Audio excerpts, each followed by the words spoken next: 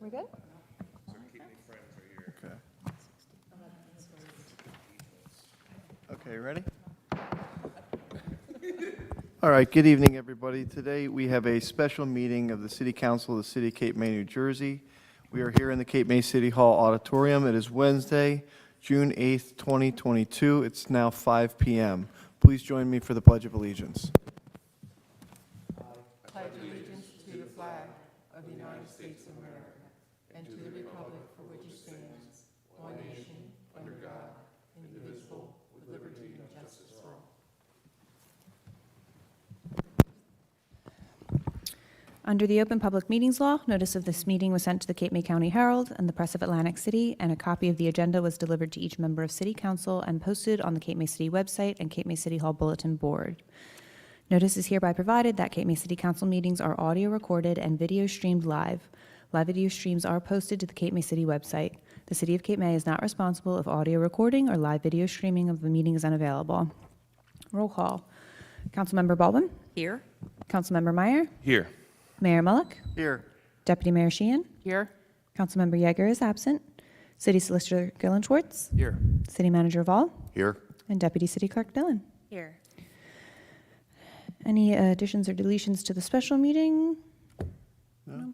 No. All right, we have one resolution, Council. It's 14706-2022, a resolution providing for a meeting not open to the public in accordance with the provisions of the New Jersey Open Public Meetings Act and JSA 10:4-12. This is for an update on the COA Trust Fund matter. Do I have a motion? I'll make the motion. Second. Roll call? Councilmember Baldwin? Yes. Councilmember Meyer? Yes. Deputy Mayor Sheehan? Yes. Mayor Mullock? Yes. Would you like to have a public portion at this point, Mayor? Yes. Anyone from the public like to comment? Seeing none? Okay. Time is 5:01.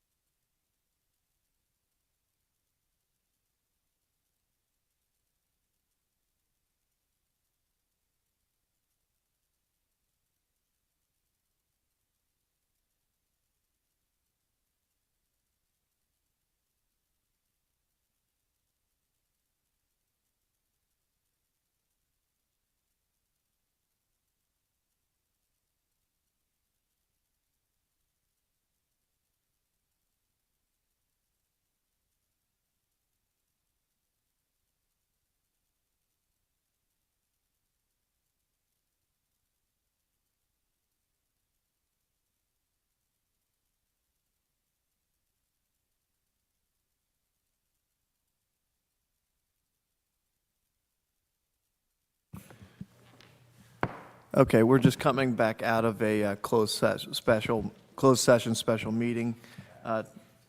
Do we have a motion to close? So moved. We're going to take no action. You want Chris to? Council's not taking any formal action tonight following the closed session. Thank you. We have a motion and a second roll call. We actually don't need roll call, you're good. We're good. Somebody Okay. seconded, though? There we go. Cool. Thank you. All right. Time is 5:59.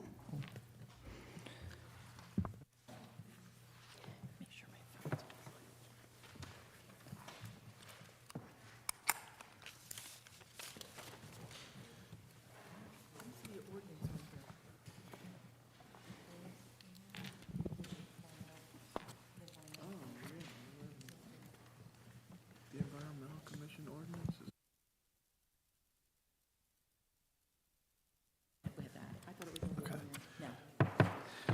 Okay, good evening, everybody. We're just coming out of closed session, and now we're going to start our work session. This is the work session meeting of the City Council of City of Cape May, New Jersey. We are here in the Cape May City Hall Auditorium. It is Wednesday, June 8th, 2022. The time is now 6 p.m. Please join me for the Pledge of Allegiance. I pledge allegiance to the flag of the United States of America and to the republic for which it stands, one nation, under God, indivisible, with liberty and justice for all. Thank you. Under the Open Public Meetings Law, notice of this meeting was sent to the Cape May County Herald and the Press of Atlantic City, and a copy of the agenda was delivered to each member of City Council and posted on the Cape May City website and Cape May City Hall Bulletin Board. Notice is hereby provided that Cape May City Council meetings are audio recorded and video streamed live. Live video streams are posted to the Cape May City website. The City of Cape May is not responsible if audio recording or live video streaming of a meeting is unavailable. Roll call. Councilmember Baldwin? Here? Councilmember Meyer? Here. Mayor Mullick? Here. Deputy Mayor Sheehan? Here. Councilmember Yeager is absent. City Solicitor Gillenschwitz? Here. City Manager Vaughn? Here. Deputy City Clerk Dillon? Here. We also have Deputy Manager Lou Belasco. Council, I believe we have a few additions to this evening's agenda. Would you like me to read a few of them? Please. Okay. I believe the first addition is Ordinance 471-2022, an ordinance amending Section 10 of the Cape May City Code to establish the position of Associate Non-Voting Member to the Environmental Commission. Should we do them all together? or- I'm okay with that, because you'd probably be adding it to the regular agenda Let- anyway, so. let's- Yeah, that's fine. Okay. Next, we have Resolution 16106, 2022, resolution approving alcoholic beverage club license renewals for 2022 to the 2023 license year. And we have 16206, 2022, resolution authorizing renewal of an alcoholic beverage license number 0502-016-004 to be considered by the Director of Alcoholic Beverage Control pursuant to the conflict license provisions for the 2022-2023 license year. We'd like to have a motion to add those to the regular agenda. I'll make that motion. I'll second. And was that the ordinance as well, or just the It resolutions? was the ordinances. I'm sorry. Okay, thank you. The resolution numbers are 161 and 162, and I believe our solicitor will also explain those further when we get to those on the agenda. Okay. Perfect. All set? Councilmember Baldwin? Yes. Councilmember Meyer? Yes. Deputy Mayor Sheehan? Yes. Mayor Mullick? Yes. Okay. Okay. Any other additions or deletions, council? I think that's it. Okay. Okay. Update from the city manager? Excuse me. Thank you, Mayor. We're just keeping busy, getting things going for the summer activities. Some of the things Lou's going to touch on in a minute. He's been working with the library construction. He'll give you an update on that in a minute. We met with the Coast Guard, Captain Felder, last week, I guess it was. She'll be leaving, as the mayor said last meeting, going to Washington, D.C., but getting an update, things we're working with the Coast Guard on. Well 8, we're constantly working on that to make sure we have the good, strong amount of water to get through this season. So we're all prepared to work on that. We're going to be going with a vertical type pump, and hopefully this will resolve the issues on that.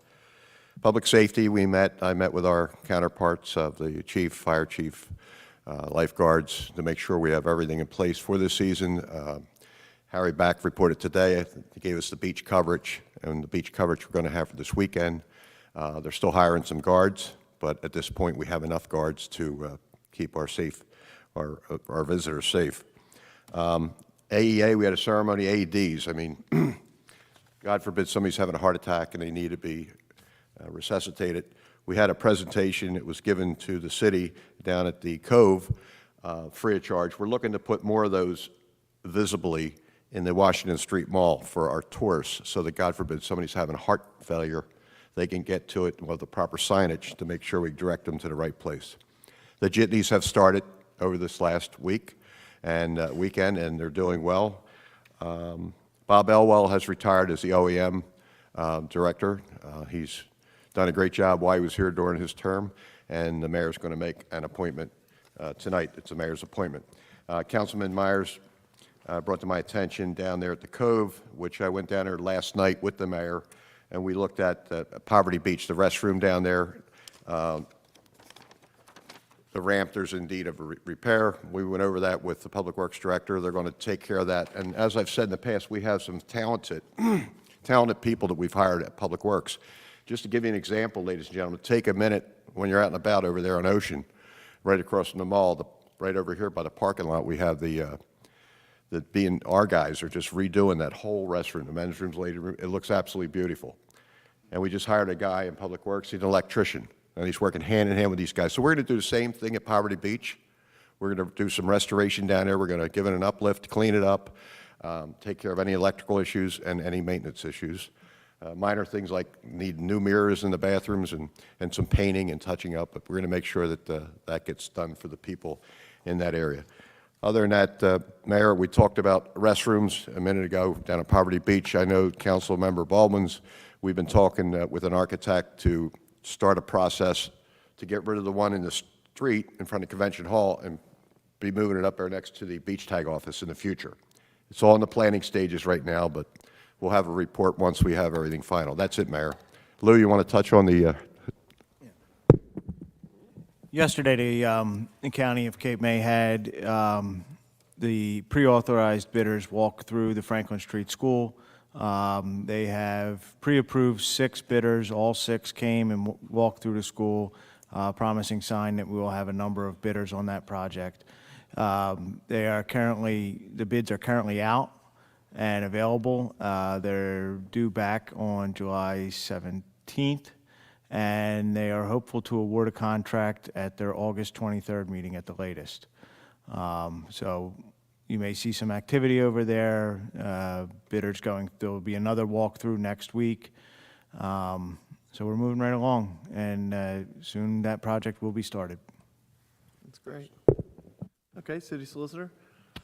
I just have a brief update. I had opportunity to speak with our HPC liaison, Councilwoman Baldwin, and there's been some discussion, I think, lately about how HPC appeals are handled before the zoning board. I'll point out, I think, that our boards do a great job, our board solicitors do a great job, and but I think there's always an opportunity for improvement, clarification, and I've been in contact with both board solicitors and the chairman for the HPC to try and generate maybe some clarification on the standard in our code, and if there's anything that we can do to make things clearer and set expectations for both the boards and the applicants and make that a more a clear process. I think if we can make changes to do that, and I don't anticipate any code amendments. Actually, I think the code is fine, but maybe some explanation of the code. So I just wanted to point out to council that I'm working on that with the 2 solicitors to generate some consensus on that. Okay, great. Okay.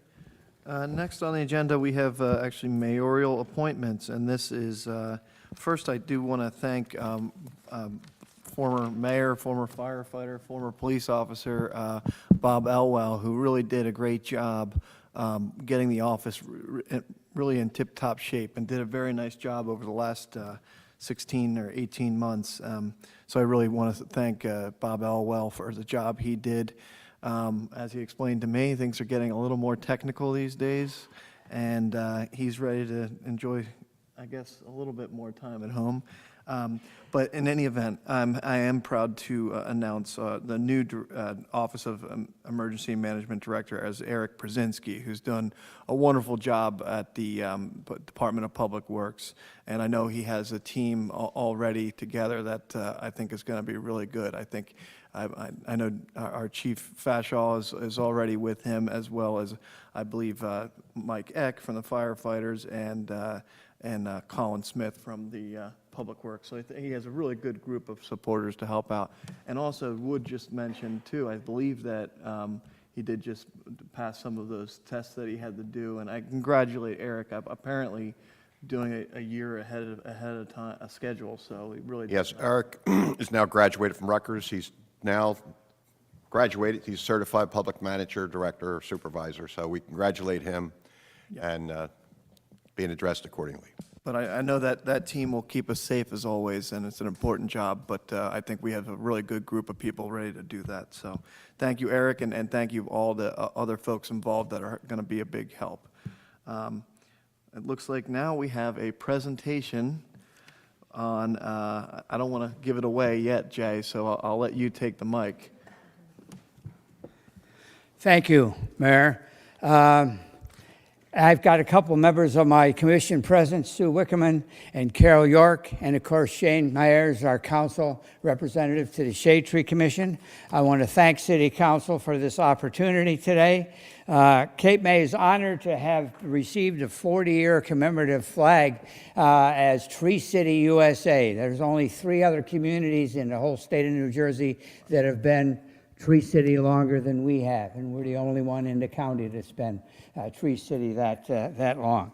I want to thank the present City Council as well as other city councils for their support of the Shade Tree Commission in our efforts to preserve and protect the old growth of trees as well as plant new trees.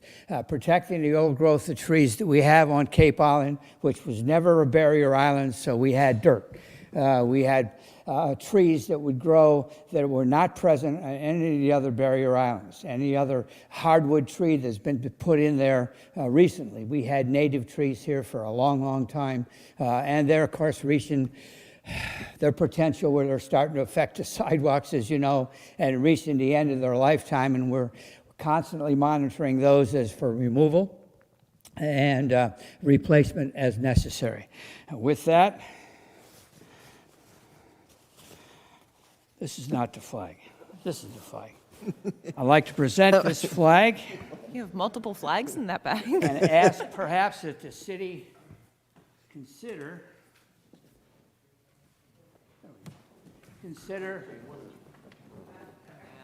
perhaps displaying this on the stage, if possible. We can come up with a flag. That's great. Pole, Absolutely. okay?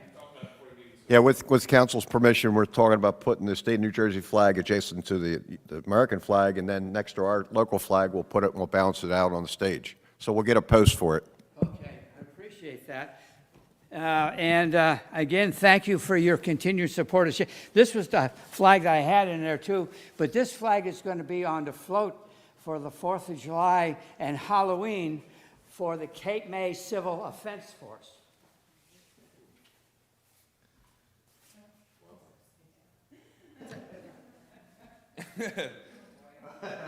We don't like you either. Turn around. Turn it around. How much more offensive can you get than You that? gotta turn. Yeah. Pardon? Descendants were not generally liked to hear at a council meeting. Right. Thank you. Do you want to take a picture of the city flag? Oh, sure, okay. Shane.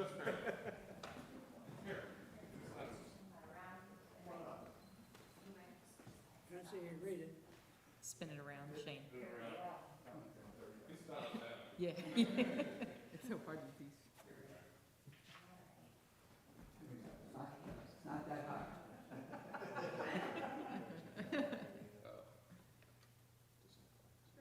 Thank you.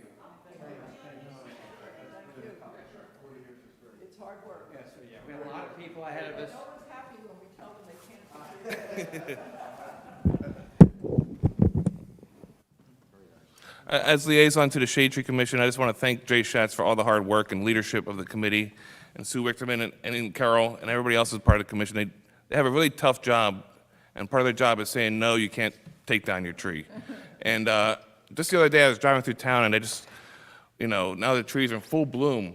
It's just amazing how much the trees make Cape May such a better place to live. And without all your hard work for so many years, it wouldn't be that way.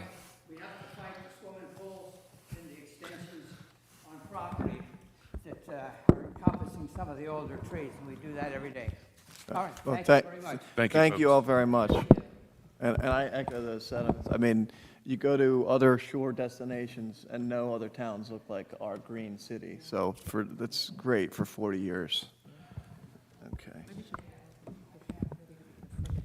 Cut down a tree.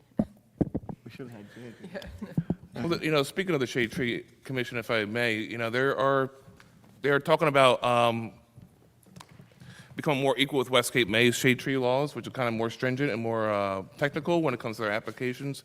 So City Council, if you want to look into what their shade tree laws are, I think we should be getting some kind of recommendations on our table at some point. That's a good idea. Bring those to us. I think that would be good. Shane. Councilman Meyer, I actually wrote those laws when I was in West Cape May, so I'd be happy to bring them into the. I think you did a fantastic job, actually. Did you I didn't write- mean that for the credit part. I meant like Did. to get them in front of council if you'd like to see them. Okay. All right. All right, are we ready for next up on the agenda, council? We, I believe, usually would act on an ordinance for introduction. The ordinance that we added this evening, 471-2022, an ordinance amending Section 10 of the Cape May City Code to establish the position of associate non-voting membership on the Environmental Commission. Do I have a motion? So moved. Do I have a second? Second. Okay. And I just want to clarify, just so everybody's aware of this ordinance. This ordinance is by mayor appointments only for the Environment Committee, correct? I didn't even know. Yeah, it is. Yeah, but usually, I think it usually says appointments with council's consent. That'd be fine with me. I believe the Environmental Commission is all mayoral appointment, right? I think. Oh, By It's a- statute? Yeah, it's a mayoral appointment under the municipal Land land use use law. Right, I mean, but I think in how we have always done it in the past. Let me point out this, not to jump ahead of you, but there's no such thing as an associate member under the municipal land use law either. So if you want to do it by how you suggested, there's no prohibition against doing it that way. So it sounds like there may be some consensus on that anyway. Right. Well, however we want to write it is fine with me. Okay. It is a non-voting member. It's kind of like an honorary position, but however council's comfortable with this, I'm fine with. I think it always makes it more transparent if we, give the agreement as a council. So where would you So- change that in the resolution? Can I make a suggestion? In the bold and underlined language, which is the new language, you could say, so this is existing. In addition to regular members and alternate members set forth above, the mayor, now with advice and consent of city council, may appoint. So that additional with me. language would address that. And just to clarify on my end of things, so at reorganization every year, the mayor appoints the Environmental Commission members. Council does not vote on that. It's a mayoral appointment. It's specifically a mayoral document. So this would be the only members of the Environmental Commission that come before council. If we change that. It's fine with me. And, Was that a I- motion or a second? well, before we go with this, but is there just a clarification on the reasoning behind adding these memberships? Well, really, it was brought to my attention, one of the members who was a life-term member who no longer is a resident of Cape May could no longer vote, and I frankly felt very badly about it because I had put that person back on the Environmental Commission, but they no longer can vote, but they really want to be involved with the commission. They love it. It's part of their life. So we said, what can we do to make almost like an honorary position? And so that's. And this is actually part of ANJAC. When we were looking at the ANJAC, which is the state environmental commissions, they have the option of putting a associate member on here. Plus, you take a look at the history that somebody has, as far as, how things evolved in the city. This person started the environmental commission, so I think it's an important, historical as well as a wealth of knowledge. But they cannot vote, you said? They're a non-voting member, correct? But people are allowed to just come to the environmental commission meetings, right? That's So correct. they can still attend without being considered a member? Mm-hmm. Okay. Yep. So I believe we would need a motion to amend with that added wording. I'll make a motion to amend with that added wording. I'll second. Roll call? Councilmember Baldwin? Yes? Councilmember Meyer? Yes. Deputy Mayor Sheehan? Yes? Mayor Melk? Yes. We have an motion to introduce as amended. I'll make that motion. Do I have I'll a second. Second, thank you. Sorry. Any other comments? Roll call? Councilmember Baldwin? Yes. Councilmember Meyer? Yes. Deputy Mayor Sheehan? Yes. Mayor Melk? Yes, and we were, I think, trying to not say the person's name, but it's Charlotte Todd, and she's done such a wonderful job for the city, and we'd love to have her included in any way possible. I think that's great. Thank you. Okay. All right, next, council, we have the public portion on the resolutions only. Anybody wishing to comment on any of the resolutions before council acts, you could come up to the podium at this time and give your name and address for the record. Any comments on the resolutions only at this time? Seeing none? Okay, is there anything council would like to remove from the consent agenda this evening? Yes, can you pull 154, 156, 157, and 158? 54. And 151.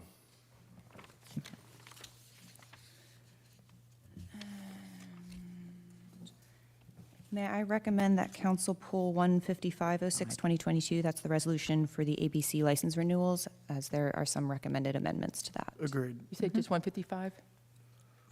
15506. That sounds good. I'll make that Okay. Yep. request. So You guys just got all of the ones. 151, 154, 155, 156, 157, and 158. Okay. Right? Okay. So on the consent agenda this evening, we have resolutions 14806-2022, resolution authorizing the submission of an application for the New Jersey Department of Human Services Division on Mental Health and Addiction Services for a youth leadership grant through the Cape May County Municipal Alliance Program.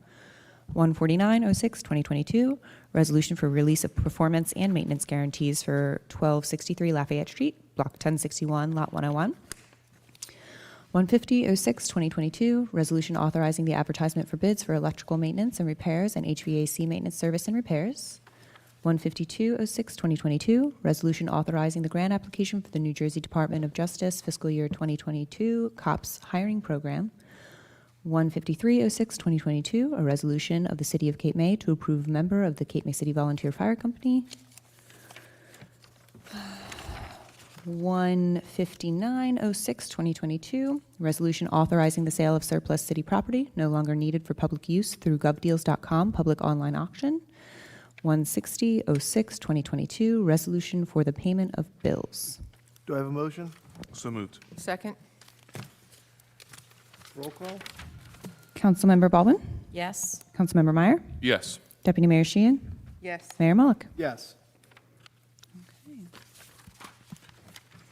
All right, so let's go back to 15106-2022, resolution authorizing the study and recommendation for the design and funding of a citywide transportation system to accommodate the residents and visitors of the city of Cape May.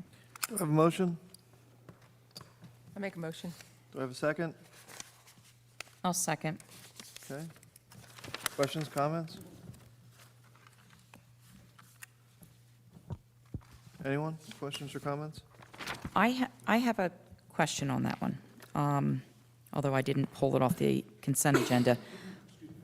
In here, it talks about reaffirming the parking committee, or actually, it talks about the parking committee working in conjunction with M-Track, coming up with some sort of a citywide transportation solution. I understand the whole spirit of this, but I'm wondering, is it really the parking commission, or the parking committee, or do we take a look at putting together another committee and affirming that? I think we're a little ahead of ourselves, putting together another committee that just looks at the citywide transportation instead of pulling the parking committee, because I think it muddies the water a little bit, because the resolution for the parking committee encompasses a lot more than just what we're looking at doing and achieving in this resolution. The reason why we were talking about the parking committee was because they have done a lot of studies in the past. They had, looked at the parking garage, they looked at where cars are parking at certain hours of the day. They were the ones instrumental in pushing for the jitney, and also with different types of parking meters and making a higher rate closer to the mall versus the lower rate when it's not near the mall at certain times of day. So they've done a lot of studies, and that's why I want to keep that knowledge flowing into the committee, because if they've already done a lot of this work, why lose that knowledge that they've already done and that we can expand on it? If I recall, has there been anybody that has applied for that? No, I did put, excuse me, I did post on the website after the last meeting that anybody wanting to submit letters of interest. I haven't received any. I'm unsure the current status of the membership of the parking committee, as it's been a few years since they've met. I think there's a few of them that may or may not still be interested. But no, I haven't received any letters. And we're not saying that no one else can join the parking committee. I think we're going to have some openings, so to add to it, which I think would always be, a plus. So do we take a look at I'm wondering if we're putting the cart before the horse at this point. Do we take a look at reaffirming the parking committee, if that's what we want to do, and give it, a broader scope, take a look at the resolution for the parking committee? I thought that's what this resolution did. In Section 2B, it talks about what that parking committee would be looking at. So I thought it was kind of already reaffirming underneath that what their charge would be at this time. But their charge is greater than the charge that's in here. Their charge is actually the resolution that was originally passed by the council quite a few years ago. Do you have that? I thought, Chris, and correct me if I'm wrong, that this resolution would supersede what was already done with the parking committee, and us just putting on here what we would like them to work on. I don't have the original resolution for the parking committee, but I think all this resolution would do is, to the extent the parking committee is formed or not formed at this point, you identifying an area of inquiry and tasking two potential advisory committees to look at those specific issues. It's kind of, this is whatever you want to make it, and if you reestablish the parking committee, their, agenda, not item number one, would be this resolution, I think. Well, at the first meeting of the year, we did reaffirm the parking committee and put a liaison for that. Council did appoint a liaison. Yeah, we did appoint a liaison, so it wasn't like it was dissolved. That committee was not dissolved. I'm not sure if it was Right. suspended. I would have to check my records. I believe it just kind of phased out over the years. So it's more, on my end of things, it's more of a membership issue of knowing who's even on the committee at this point. I thought this was just like the MTRAC was looking into this and then maybe incorporating some of that membership or, But they were to come going- up with suggestions. They were going to have the parking committee work on it separately to come up with what they felt would be the best plan for the city and how many jitneys and how many stops and what the routes would be, basic routes, like on how that traffic pattern would flow with the jitneys, and then go to the parking or to the MTRAC and say, this is what we think we would need for it to be successful, and then how much would that cost? And then where would we get the funds? I may regret saying this, but this is not the only way to do this, too. What you could do, right now you have this, the way this is framed, you have two advisory committees potentially talking to each other. What you could do is say, we want to look at overall whether there's like a global solution to transportation in the city of Cape May. And you could appoint one committee made up of the people or persons that you think are good fits from each board, and make one committee to look at this one specific issue and draw on the knowledge of both of those advisory committees. Instead of having two, and then it's just one advisory committee that's really just Focusing. laser focused on this issue and these specific tasks that you've put in here. So you're really simplifying the advisory committee part of it, keeping exactly what you're looking for in here, just doing one advisory committee. And that's what I was looking at as I was reading this. That's really where I was going with this. And if there's someone from the parking committee that is the wealth of knowledge on the old studies and stuff like that, perfect fit for this specific task. I just thought, with the Amtrak being so focused on revenue, that said let it go back to them to find the money. That's where Absolutely. they're at. No, And that's why I was looking at the two different committees, because that way you're getting the expertise of both without them having to work together too much with the fact that they have different expertise. yeah, and the Amtrak, the understanding of that, looking at the, the funding or, looking at the, how would you pay for a citywide transportation system? I understand that part. I'm just concerned with whether or not it's a parking committee, or do you have some, another committee that's going to be focused on 'Cause- providing the Amtrak with the information? Because really, to start off, you have to do all this research to figure out what exactly you want to do. And that's where the Amtrak isn't involved until the end Right. part, which is why I wasn't going to have those people get involved in the beginning when their expertise is more involved at the end. Once the established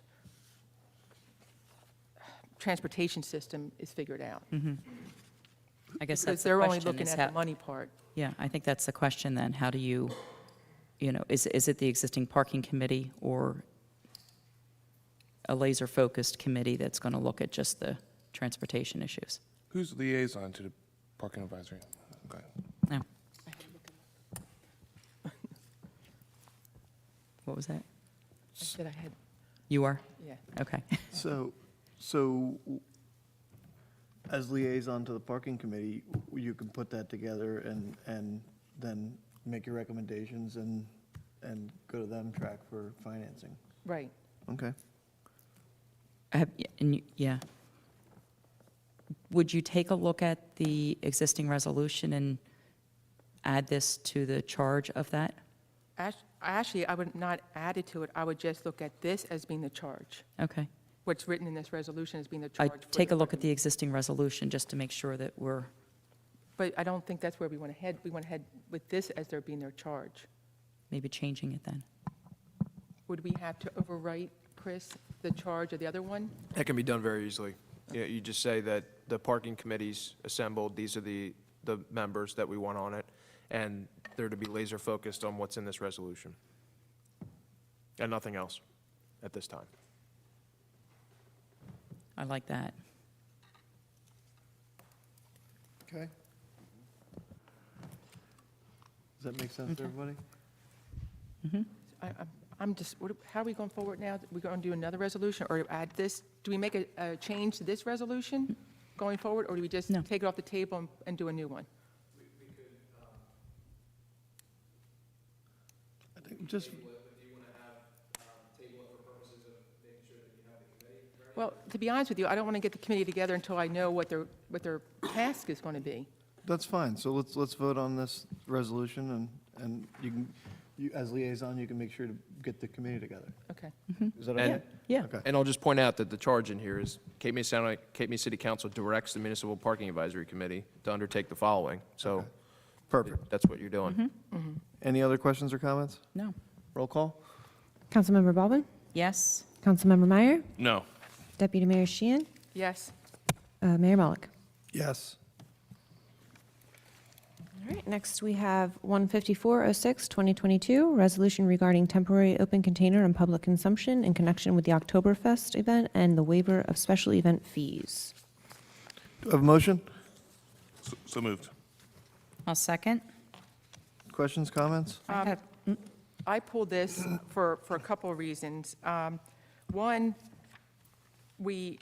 has to do with the open consumption of alcohol through the whole event. and maybe we can discuss that first, versus just having like a beer garden. And the reason behind that is, when you're opening up the street to all of drinking, you're allowing for vendors to come in outside of Cape May to sell the alcohol, versus having our beer gardens and having our local establishments selling the alcohol. But couldn't we put a stipulation that only local establishments could sell the alcohol? They have to get a They special permit. event, don't they, Yeah, for the event permit. alcohol? If you have vendors selling alcohol, they would apply for an extension of premise permit if they're tenting up right Right. outside of their establishment. That's an extension of premise. Right. Beer garden would be a different permit needed, but Because I know in the past, we have used beer gardens for, for certain establishments to have it, that they can control, have the seating out there for people to sit and drink the alcohol. believe there, and I was not at the second meeting, there was discussion of having a beer garden in Rotary Park as one of the options for this event, and I believe it was ultimately not supported by, I think, police and fire. I think they ultimately thought it would be a safer idea just to maintain the usual boundaries and not have a beer garden in Rotary Park for different security reasons. Well, we weren't going to have it in Rotary Park, a beer garden. It would be outside the establishments, is what I assume what we had before, which were like. A couple years, yeah, a On couple years Carpenter's ago. Lane, they there- had one right behind Finn's. Oh, that was an extension of premise permit, so that But would, they called them beer gardens. right, so I will say the chamber is here and they could probably explain more if council wants, but just allowing open consumption of alcohol, like, I believe it would still function in that manner, where those local restaurants right there on the mall may in fact pay to have a vendor spot and serve their alcohol. I don't necessarily know if anybody from the outside is coming in to sell, but What- usually it is those local Whether restaurants They right have had in the there. past, outside vendors come in to sell alcohol. Yeah, and Okay. can I ask a question, City Clerk? The way I'm reading this is the way that I understand it's been for years. Is that correct? Or Yes. it is, okay, okay. I just want to make Well, I sure. think it's changed a number of times throughout the years. It changed because we closed Beach Drive last year. I think that was the only change, Well, no, I maybe think last year. last year was also the first time we had open consumption throughout the whole event. Before, it was just in certain areas. I will say that there has been, over the past 30 years, a general flexibility as far as people walking around enjoying beverages for this event, unofficially. Not approved by council, but that historically is how this event has We occurred in spent the past. considerable amount of time with the chamber, public safety, to assure that everything's, like Aaron said, in place, and there's no outside vendors involved. There is none. Can we stipulate that in there then? There are no outside vendors that will be selling alcohol? No Because- outside vendors coming in selling beer or anything, Because they have in the past. but not this year. Okay. Okay. And did you have a I had, you're finished, Deputy Mayor?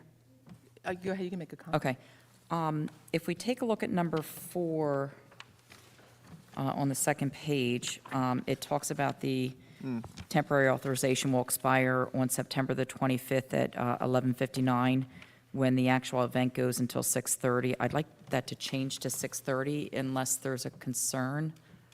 Okay, I think that's good. yeah. I don't, okay. So you want to make that a motion? Well, I want to make sure that we're done with our discussions. I also had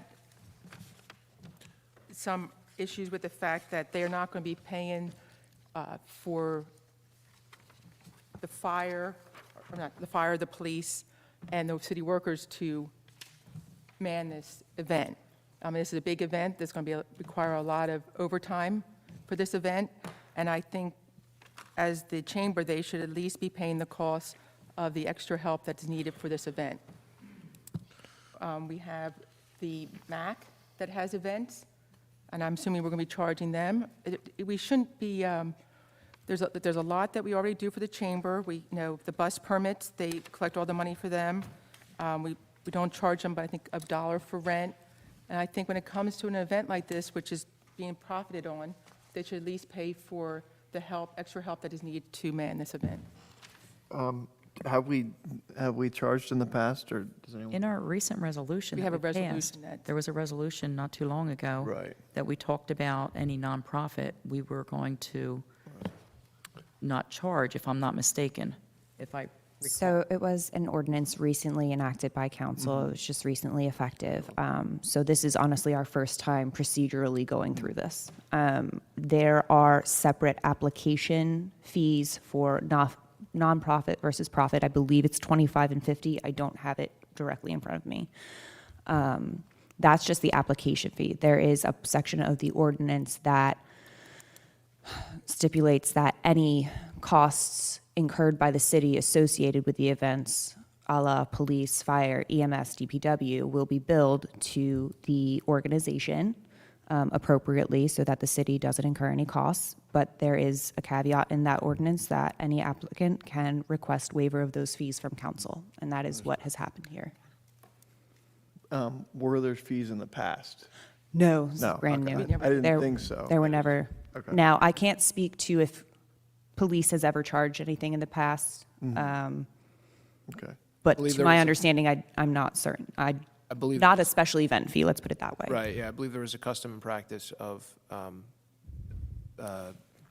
extra duty charging for that, and which council firmed up via ordinance recently, and that also is referenced in our special events ordinance. I'm unsure if that was ever applied to Oktoberfest. Never, okay. Okay. This happened though after, I think, Oktoberfest. The one that Yeah. we just. This Yeah, year yeah. for all of it. I was just. Historically, yeah. Yeah, Thank you. Okay. Can I make a motion then to amend? Sure. Motion. I'm going to amend the time. I think that's the only thing we're changing here. We don't want to amend the, To 6:30. And no outside vendors? No outside? Well, let's just be clear that you're talking about alcohol. Yeah, no outside alcohol Right. vendors. and what about the fees? I'm okay with the way it is That they're currently. not going to pay any fees for our extra work that they're going to come in? I'm okay, yeah, I'm okay with that. I mean, I just think, we're paying overtime for police, city workers, fire. I think there should be some kind of fee paid to the city for the extra work that comes in on it, since we are not profiting at all on this event. If I can make a suggestion, there's a little bit of like discretion in this resolution, and it comes from the code that we adopted, and that, the applicant can make an argument to council or present what they think is good cause for waiving the fees. You may want to consider if the applicant wants to make any statement on that, that can be included as part of the process. Let's, We're not talking a whole lot of money, and does bring in a lot of people for that event, and they're, What do you mean it's not going to be a lot of money? We're going to be paying for, Yeah. I think, 9 hours of how many officers come in to do not in here. overtime. You have EMTs coming in for overtime. can I We just, have just city workers. procedurally, just 1 second, because we have a motion. Thank you. May I second that motion? Okay. About the time and the no outside alcohol vendors. Yeah, Okay. thank you. Okay, Can we confirm that there's no planned outside? Oh, okay, Yes. Thank you. Okay. perfect. Okay, Ready for roll call? roll call? For the motion to amend to 6:30 and no outside alcohol Yes. vendors? Okay. Councilmember Baldwin. Yes, Councilmember Meyer. Yes. Deputy Mayor Sheehan.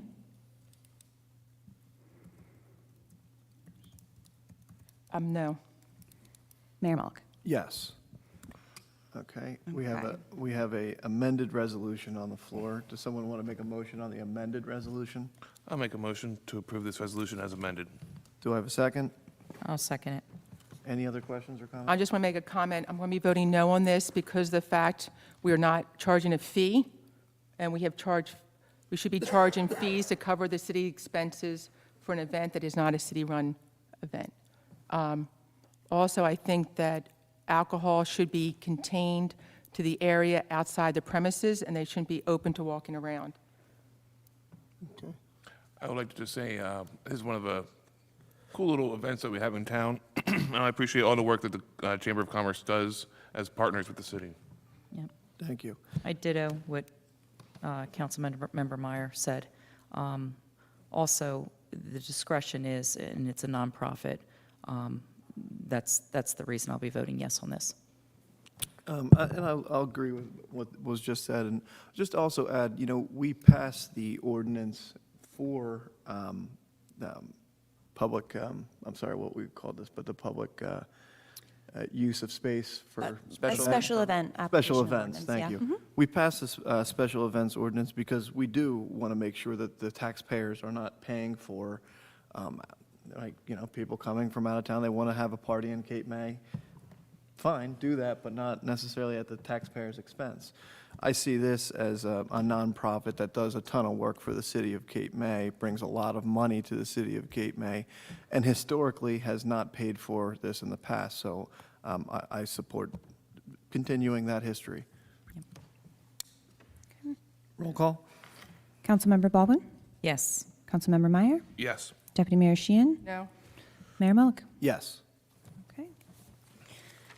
Next, we have 15506-2022, resolution approving alcoholic beverage license renewals for the 2022 to 2023 license year. Do I have a motion? So moved. Do I have a second? Second? So I actually asked for this to be pulled. I'm unsure if maybe the solicitor would like to take the lead on this, or if you'd like for me to take a crack at it, but this is the usual annual resolution to renew various liquor licenses in the city of Cape May for the next season. So my recommendation is that we remove a few of these licenses to be voted upon separately, and those are the resolutions that you added at the beginning of the agenda, at the beginning of the meeting. So my recommendation would be to amend 15506-2022 to remove the Beach Club of Cape May, the Cape May Marlin Tuna Club, Corinthian Yacht Club, King Edward Corporation, and the Kiwanis Club from this resolution, and then council could vote on this normal. Do I have a motion on the amended resolution? So moved. To amend the resolution. Oh, To remove amend, those. yeah, to amend, pardon. Second? Roll call? Councilmember Baldwin? Yes. Councilmember Meyer? Yes. Deputy Mayor Sheehan? Yes. And Mayor Mullick. Yes. May I ask a question? Are there some liquor license holders that are not on this list? Yes, they have not completed their full renewal process or have done so after the time this was finalized, so I anticipate them being on the June 21st meeting. Is there a deadline that they have to meet? Yes, they must have everything into me, I believe I said by June 16th, whatever that Thursday is, to have them included on this next agenda. If not, the licenses expire as of June 30th, and they would have to apply for an ad interim permit through the state of New Jersey directly, which is a headache, so please come and see me if you haven't.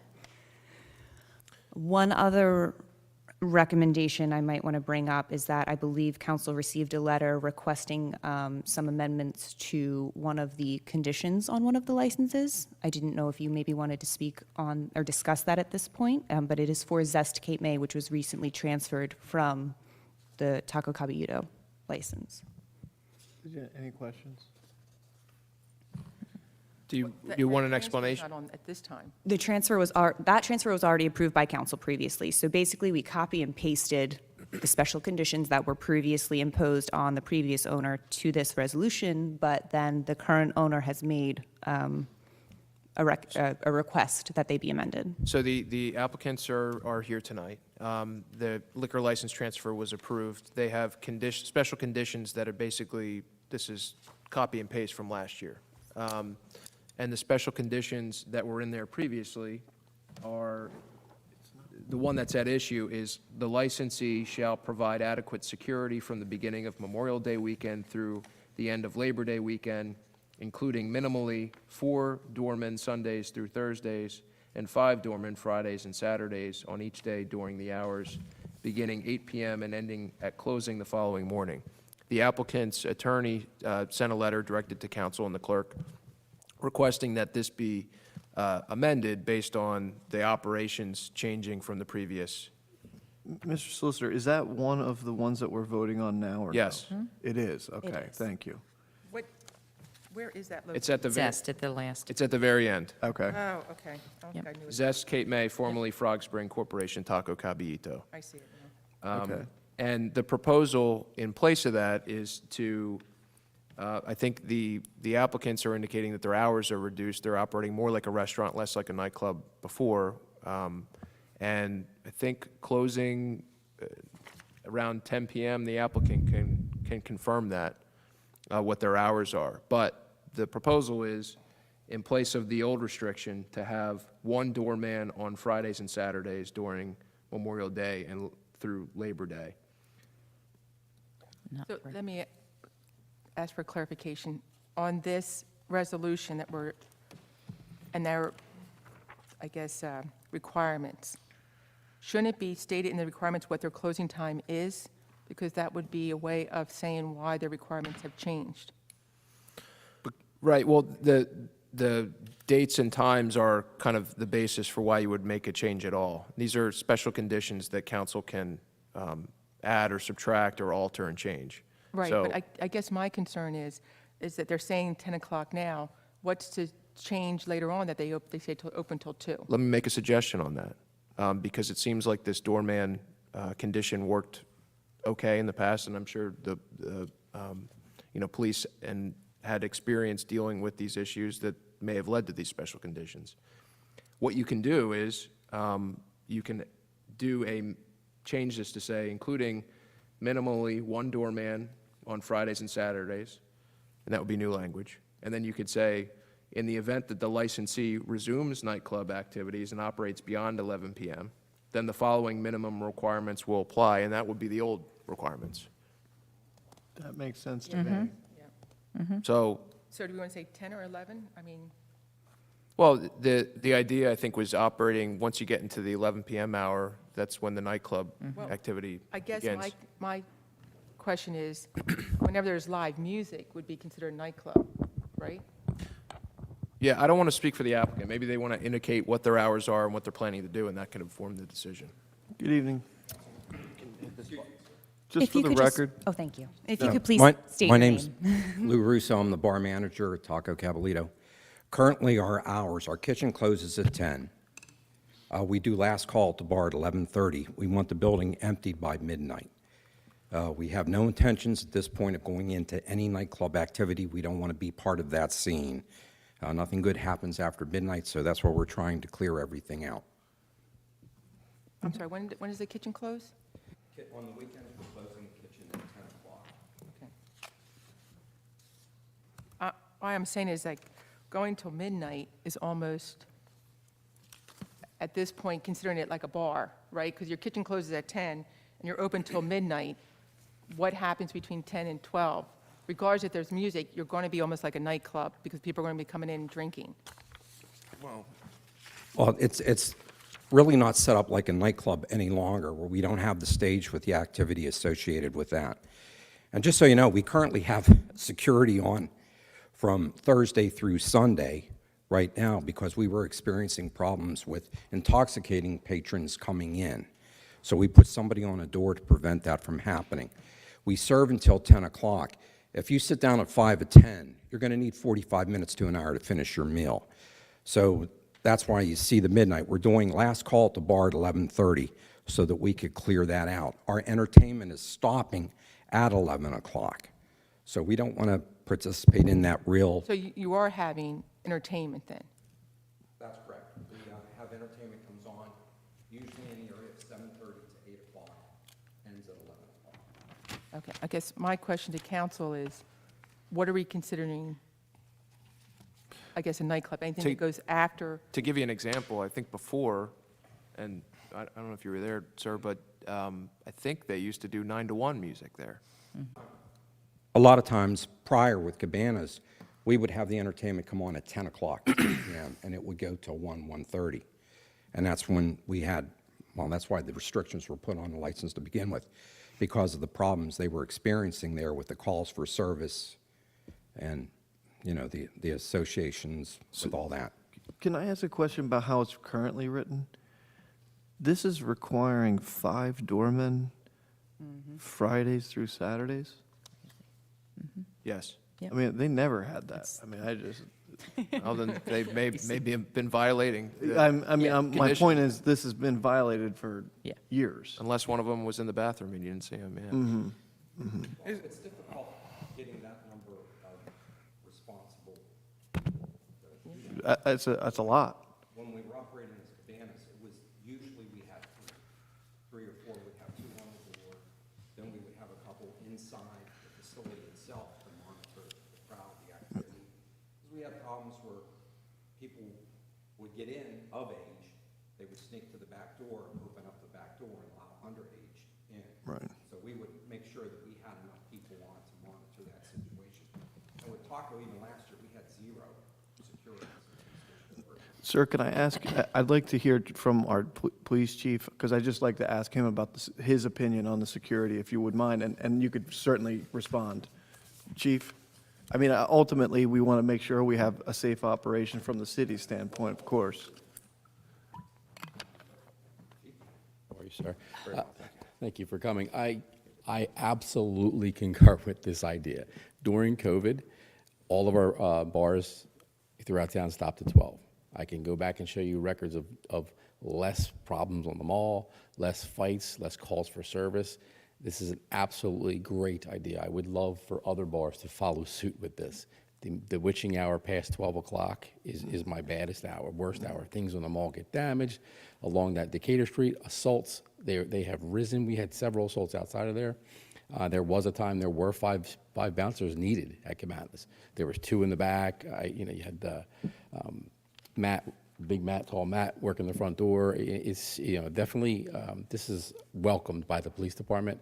And even last year, before it was taken over, when Peyton's crew was working there, they were closing earlier. And I would ask the staff in the morning, like, hey, how was, like, Cabanas closed early or Taco closed early, it was a good night. And typically we have less bar fights there, not against anybody else in the bar business, but this idea is phenomenal, and I applaud them for even moving forward, because there's a loss of revenue for them. They could stay open till 2 o'clock in the morning and probably make a couple $1,000 more, but for the benefit of the people living along Decatur Street and the Marquis de Lafayette, it's a blessing. 100% supported by the police department, 100%. Thank you, Chief. Any questions for the chief on that? I have a statement, if I may. Please, go ahead. It's your right as any liquor license holder to be open until 2 o'clock. And my position is, I'm not trying to create more restrictions for you. I'm very conservative that way. I think that a good way moving forward, because this is a one-year approval, I think we should meet somewhere in the middle and ask for 2 door people. That way, if one's in the bathroom, there's one out there. Or if one's in the back of the area, one's in the front of the area. So that way it creates circulation and it maintains the person always being available at that front door. And I say, this is a one-year approval. We can always look at it next year. And if there's an issue, we're going to ask you to put more people on. So why don't we just meet somewhere in the middle and ask for 2 people? Is that agreeable, or do you have anything to say about that? I guess I would just like to have it stipulated here about what time you're closing. Oh, Because I don't think that's in this license. No, I think the solicitor made a suggestion that I Yeah. think says what you're saying, and if They that hour is violated and it's clear that it's become a nightclub, then the previous stipulations that were in place are back in place. Just to be clear, I think it closes at 11:30? Our last call at the bar is 11:30. Last call, all right. So Earlier if there's no people. So it says 11 in here. 11 in here. You may want to say, consistent with the suggested language, you could say, in the event that alcohol service goes beyond 11:30, which it doesn't right now. It does not. So if last call is 11:30, you could say, if alcohol service resumes beyond 11:30, then the old conditions could come in. That's good. I'm fine I with that. agree with that. Yeah. I'm fine with that. I mean, because I was looking at some of these other ones, it doesn't seem like they have, I'll point out, too, to council, we're talking about numbers and this and that. The operative language is the first few words, which is adequate security. These are examples of what council and the city would consider adequate security given certain circumstances. But if circumstances change and the police identifies an issue, well, then maybe that's not adequate security. So, but if, I think they proposed I'm sorry, Councilman Meyer, did you propose two, or what, Excuse me? two doormen or one doorman? I was saying 2 doormen, that way, if someone's taking a break or whatever, there's always somebody covering the floor. So, just to frame this, then, Councilman Meyer was the applicant's proposing 1 doorman Fridays and Saturdays under their current operating. Councilman Meyer was proposing to do 2 for Fridays and Saturdays during Memorial Day to Labor Day, and then with the stipulation that if alcohol service resumes beyond 11:30, which is their cutoff now, then the old conditions would come into play. Does that work with you? Fine Frank? with me, yeah. I mean, I'm also good with just leaving it like it is and just, like saying 1 and if needed. I'm willing to go wherever. That's fine. Because it's more of an eating establishment at this point. Right. It's not a nightclub. It's not you're not dancing. There's not, They are having music, though. they're having music, but it's Inside. festive music. It's inside. It's more of, Is the applicant requesting 0 doormen? Is that where? No, they're proposing 1. They're saying, One. they're saying that Fridays and Saturdays, and because of their restaurant operations, we think that 1 should be sufficient. My point is that if 1 doesn't turn out to be sufficient because we're getting too many calls, we have the flexibility in this to cover that. I'm fine with 1 personally, with because, like you said, if there is issues, and we can say this publicly now, we'll require more. So I make a motion to amend this resolution to allow only 1 doorman, or door person, excuse me. and then the additional language. In the event that it That it goes reverts beyond back. 11:30, then the normal. In the event alcohol service resumes beyond 11:30, then the old conditions would be in play. That'd be my motion. You're okay, yeah. I'll second that then. Okay, we have a motion and a second. I'm going to ask the police chief if he's comfortable with that. Okay, he's indicated he is. Are you, is that amenable? I think it's pretty much what you're asking for. Okay, Just so you know, we currently have security on Thursday through Sunday right. for that. We are actually searching now for another security person, but we need the right kind of person. Right. Somebody that's going to de-escalate it, not cause problems for us. We do not want to be a trouble spot. Lauren Ross's vision for the building is the polar opposite of that. That's great. We thank you for that. Yep. We have a motion and a second. Roll call?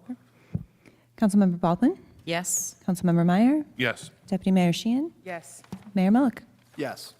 So now my recommendation would be a motion to adopt 15506-2022 as amended.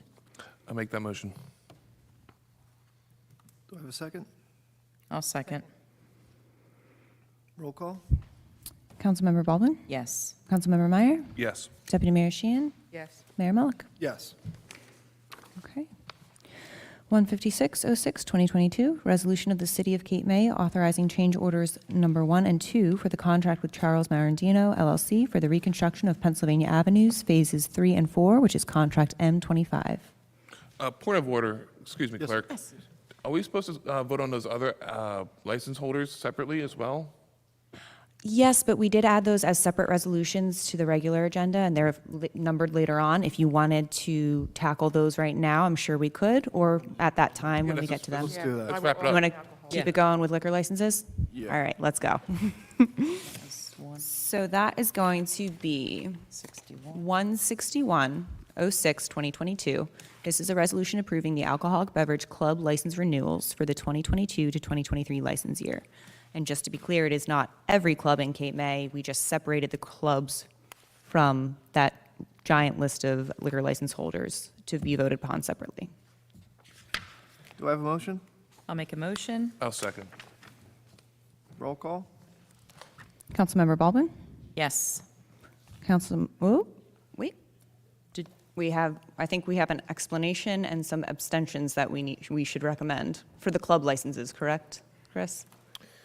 So there are, I think, some council members that are members of the nonprofit clubs that are up for renewal.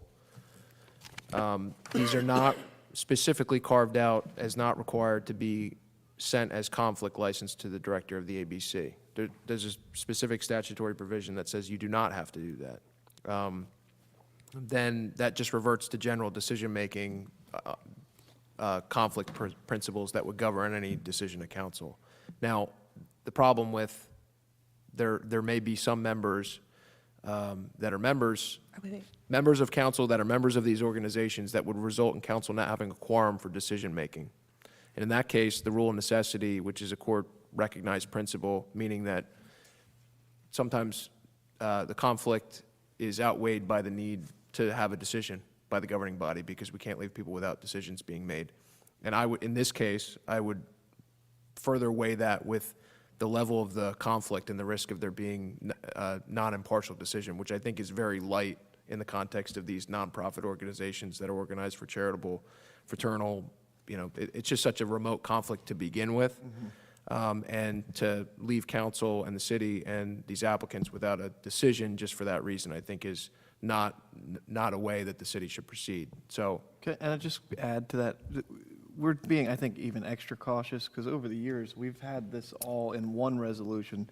This is, just so people know what we're talking about, we're talking about the Beach Club, Kiwanis, Corinthian Yacht Club, pretty standard. right, and they're all nonprofit or fraternal organizations organized for exempt purposes. So, again, I think it's a remote conflict to begin with. I think council's being over conservative in approaching it this way. It kind of cleans it up going forward about how we handle liquor licenses, and there's a logic to having club licenses separately considered, because some people may be members. So because of the rule of necessity, and for those reasons, I think council can vote on these in a batch. Okay, Okay. So then in that case, we do have a motion and a second. I believe Councilmember Baldwin, you did vote yes, correct? And Councilmember Meyer? Yes. Deputy Mayor Sheehan? Yes? Mayor Mullick? yes.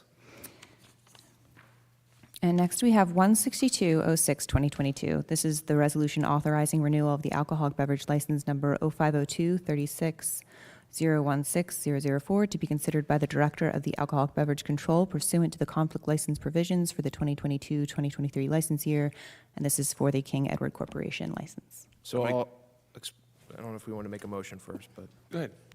So I can explain this one to council. Sometimes, many times, the liquor license laws in New Jersey are not intuitive, the way that they function. And this is one example of that, because unlike the club licenses, any retail or distribution license, there's a specific statutory provision that indicates that if any member of council has any direct or indirect interest in a liquor license, it has to be sent to the director. Every decision that council makes on liquor license is ultimately appealable to the director. In this case, if any member has an interest, then you just have to send it to the director, and you can send it with whatever customary conditions that you've included before. In this case, obviously, a member of council has an indirect interest in a liquor license, and for that reason, no abstention is available for this type of application, so it just has to be sent to the director. I make a motion to approve that liquor I'll license. second. Councilmember Baldwin? Yes. Councilmember Meyer? Yes. Deputy Mayor Sheehan? Yes? And Mayor Mullick? Abstain. Okay. And as the solicitor mentioned, this kind of lays the groundwork for how we'll be tackling liquor licenses every year from here on out. So you learn something new every year, Council. All right, so going back then, I believe we were on 15606-2022, which is change orders 1 and 2 with Charles Marandino for the reconstruction of Pennsylvania Avenues, phases 3 and 4, contract M25.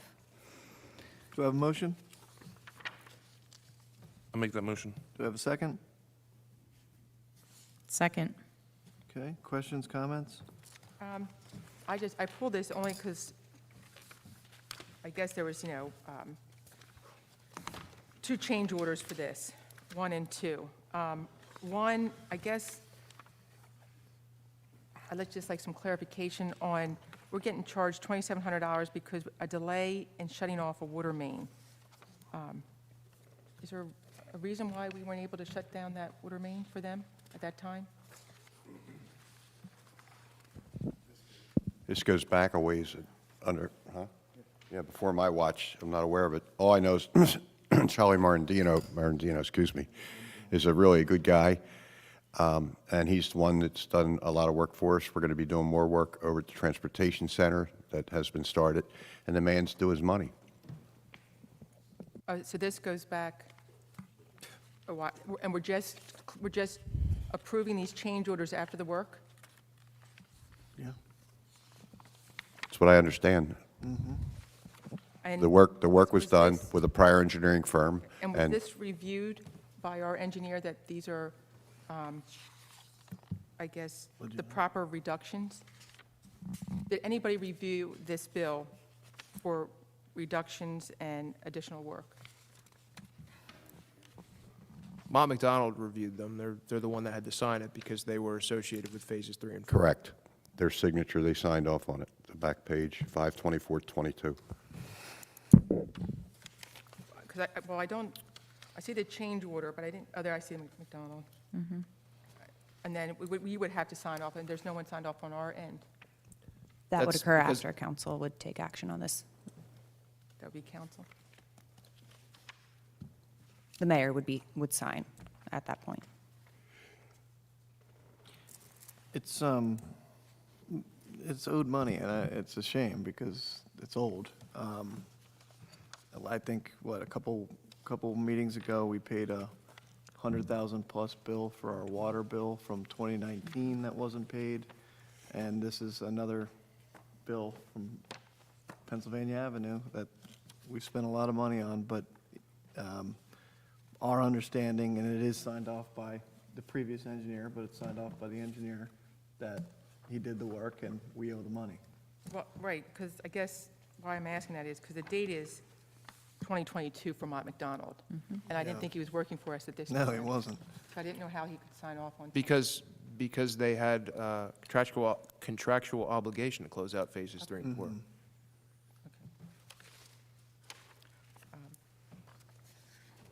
Okay. We hate paying old bills under our budget, as I'm sure you can all understand. But, okay, can I ask for clarification then? Because it says 9,000, right, an increase of 9,000, an increase of 20. Is there a reason why the bill at the back says for 32,000?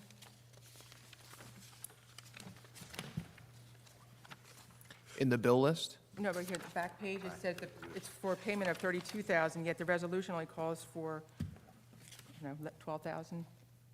Let's,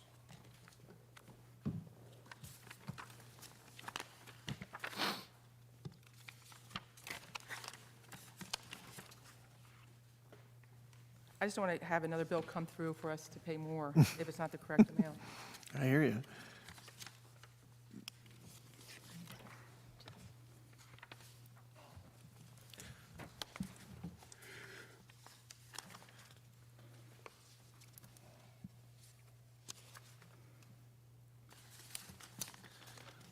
Well, I will say, Because Mott McDonald is saying that they should be paid 32,000.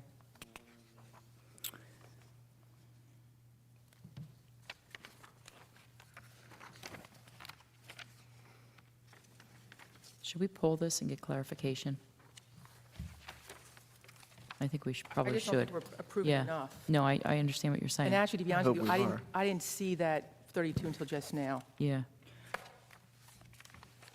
I didn't either.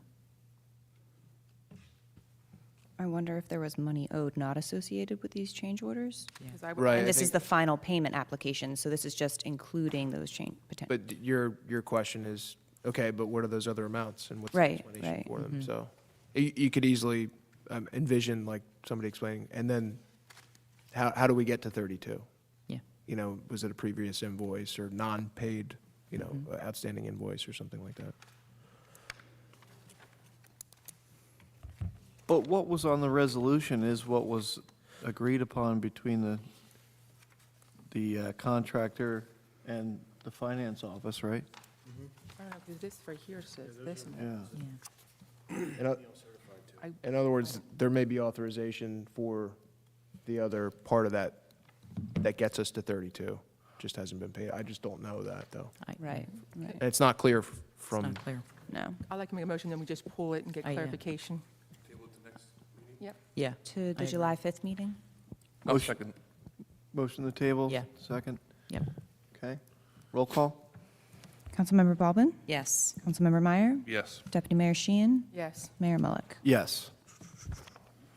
Okay.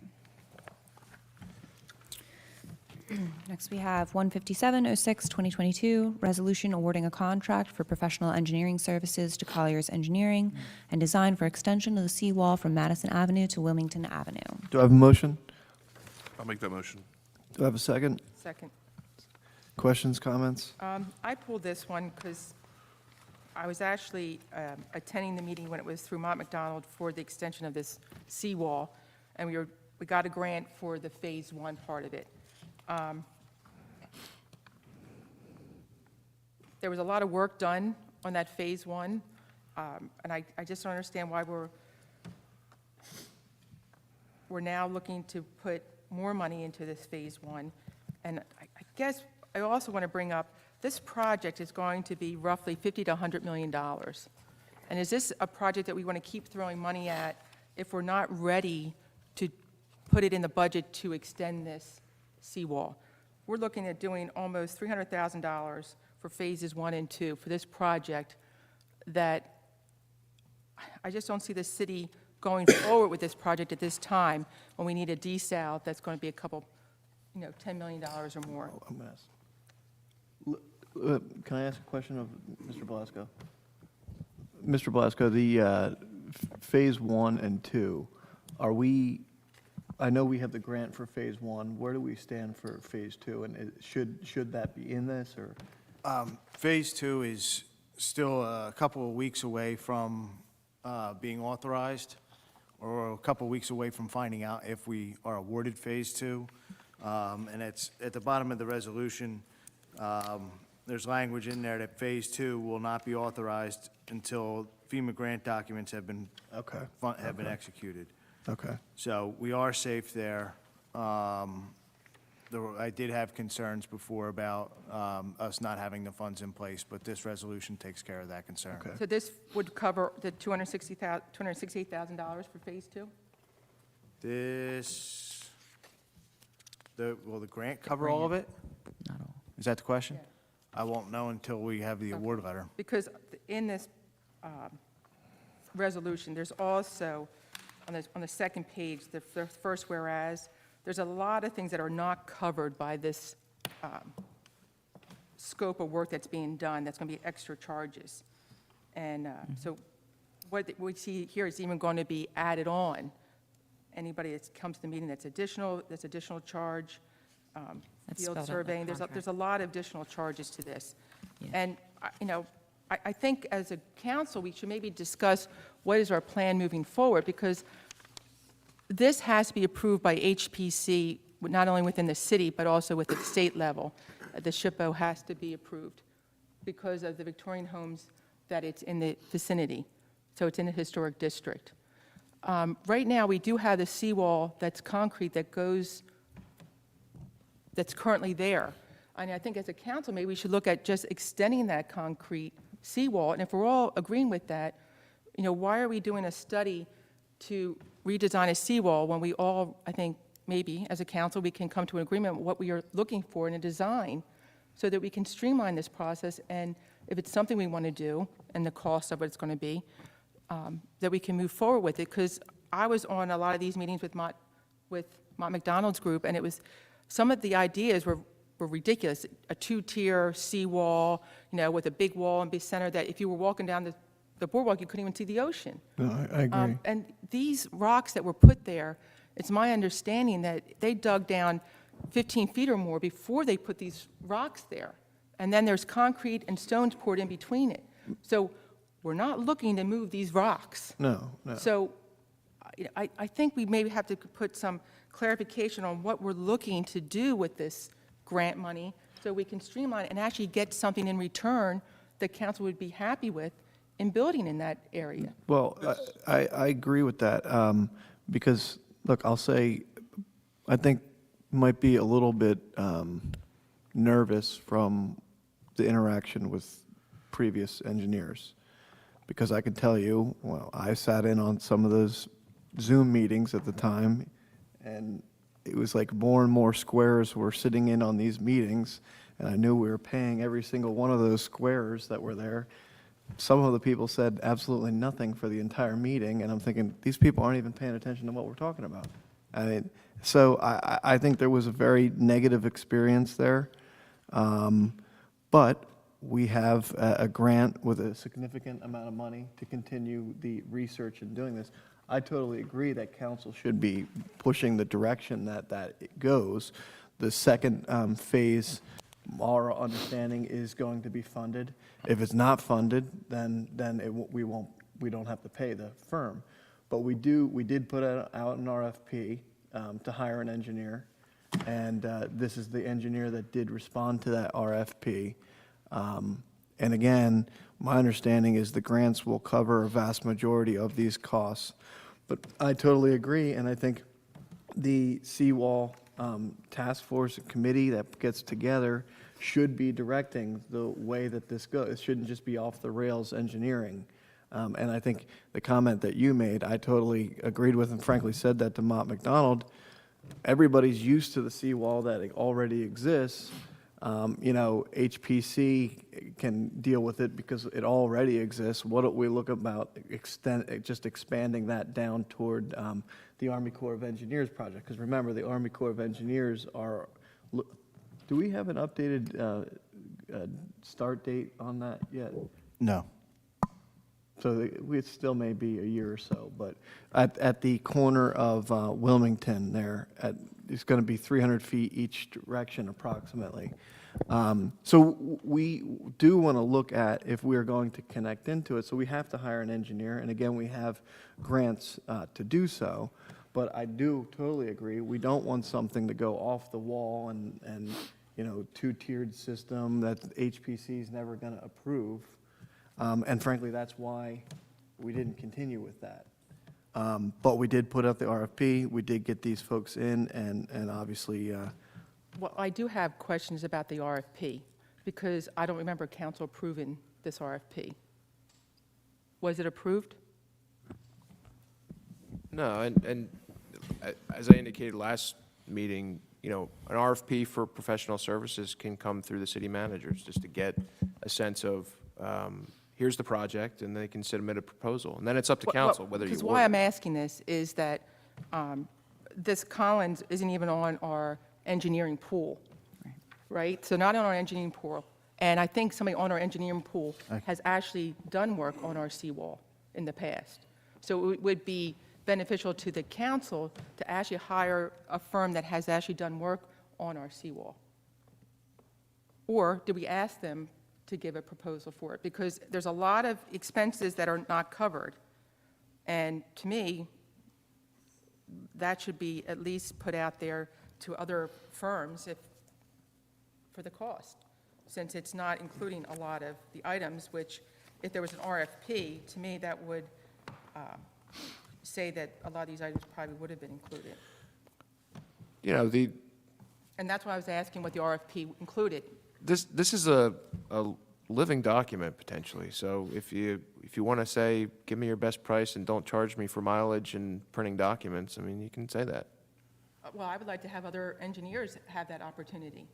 They did. We sent out approximately 10 of them. We received response from 2 and a proposal from 1. So, and as for when council authorized this, when they authorized the application for the grant for an engineering project, that's the authorization to seek engineering professionals. We had one under contract. They are no longer under contract, so they had to be replaced. If you notice, the date on this is 2018. FEMA has been asking me routinely where we stood with this grant money, and I've explained to them that we had a turnover in engineering and needed to find a new engineer, and they understand that finding an engineer qualified and willing to take on the seawall is not the easiest of tasks. So they've been patient. We're coming up on phase 2 funding, and now the asks are coming regularly as to where are you, Cape May? What are you doing? Yeah. So where was the work done with Mott McDonald for phase 1? Because when I was reading this, it seems like they want to do a lot more here for phase 1. that wasn't even in the first scope.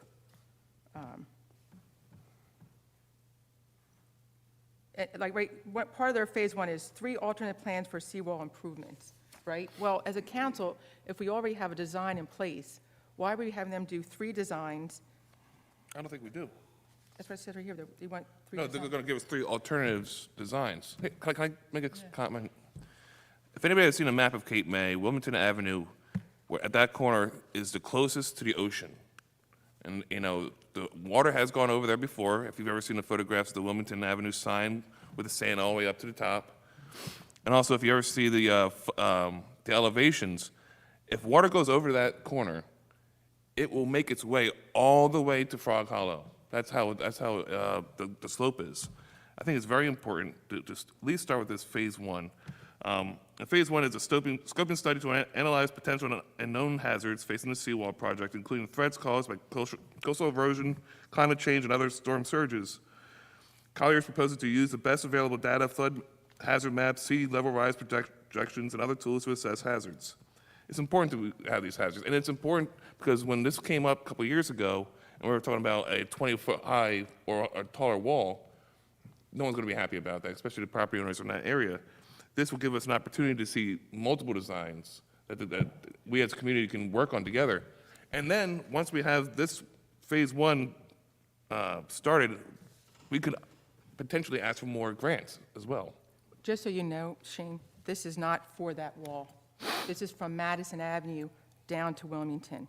It doesn't include that section of Baltimore. Not the Army Corps portion, It but, doesn't include the Army. but it's right at 300 feet, you know, from that Right, but corner we're and talking down. the extension of the boardwalk from Madison down. But, That's what this is for. but his point is that we have a grant that we need to fulfill to use the funds. We have to hire an engineer to receive those funds, pay the engineer, and it is our responsibility to make sure that that engineer is doing work that is something that the council would be able to stomach, something the city would be able to stomach. But otherwise, we're just throwing away good money, which I don't understand. So, but Not we're, to mention that wooden bulkhead is falling apart and looks terrible. well, that's the county's responsibility. So that's, you know, that's where we get into issues too. There's certain part that's the county's responsibility, along with the Right. cities. That's true, but of But- course, an engineer would help us, you know, go through those waters. So, so we're looking Navigate. at over $300,000, but we don't know what the grant is. But we're saying it's worthwhile to go through it, even though if we only get 50% of the grant, that we're going to get this part done. I'm just asking for clarification. We have Phase 1 already funded. We have FEMA breathing down the city so we- manager's neck, asking what happened with the grant that we gave you. We don't have a good answer for them because we don't have an engineer. We're trying to hire the engineer to get that done. Now, if, as was pointed out 10 minutes ago, in the resolution, if we're not granted money for the second phase, then it's canceled, the contract's over. So we protected ourselves from the financial aspects of this, but as Mr. Meyer pointed out, this is an extremely important project for the city of Cape May. It does not mean that we're going to spend $100 million or anything like that, but it does give us options as to how we can move forward. And again, a large majority of it is paid through a FEMA grant. So are we saying that the Phase 1, $65,000 here is already have the grant money for? Yes. Okay, because I didn't know what we had spent with the other, with Mont McDonald so far. And then looking at the fourth whereas, it talks about Phase 2,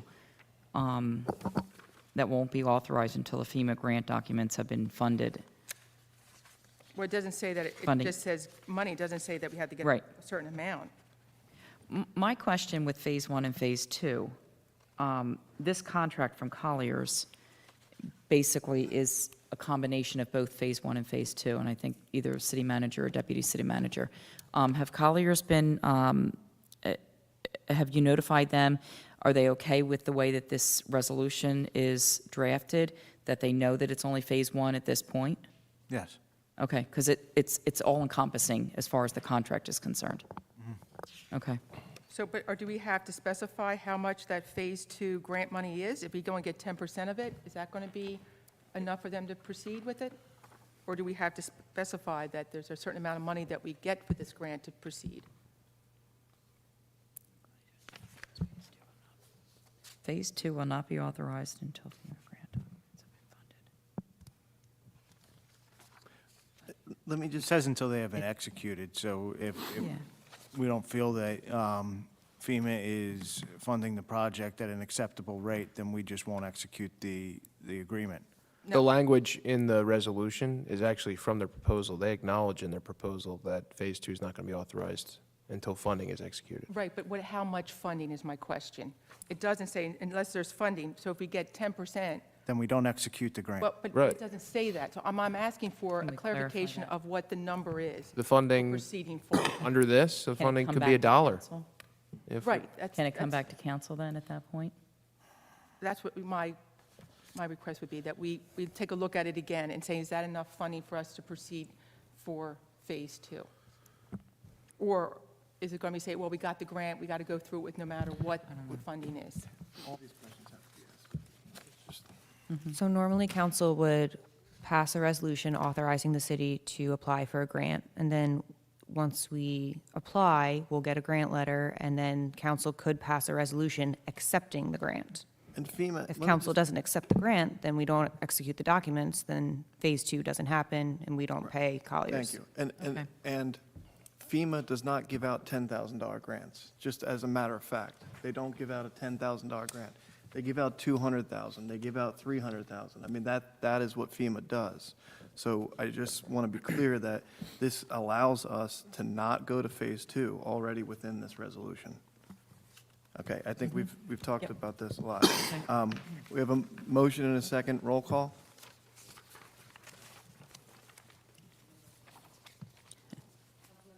Councilmember Baldwin? Yes. Councilmember Meyer? Yes.